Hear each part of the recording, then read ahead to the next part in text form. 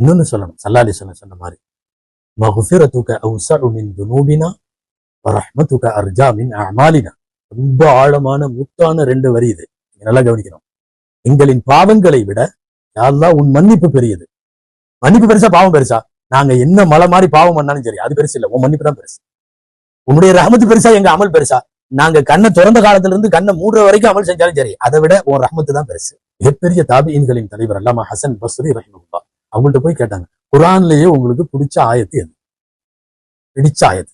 அவங்க என்ன தெரியுமா பண்ணாங்க? அவங்க ஒரு ஆயத்து ஓதுனாங்க. وآخرون اعترفوا بذنوبهم خلطوا عملا صالحا وآخر سيئا. அல்லாஹ் சொல்றான், சில ஜனங்க இருக்காங்க, பாவத்தை ஒத்துக்கொள்ளுகிறார்கள்.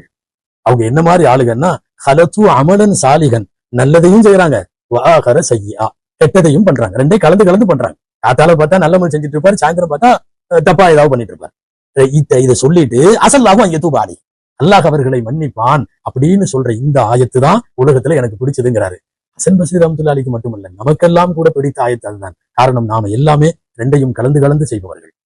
அதாவது தீமையையும் நன்மையையும் மாறி மாறி செய்கிற நமக்கு அல்லாஹ்வுடைய பெரிய கிஃப்ட் என்னன்னா, இந்த ஆயத்து தான் கிஃப்ட். யாரும் தப்ப முடியாது, அல்லாஹ்ட்ட எல்லாரும் மன்னிப்பு வாங்க முடியும். இல்ல நானெல்லாம் அல்லாஹ்ட்ட நிக்கவே முடியாது அப்படி ஒருத்தரும் பூமியில இல்ல.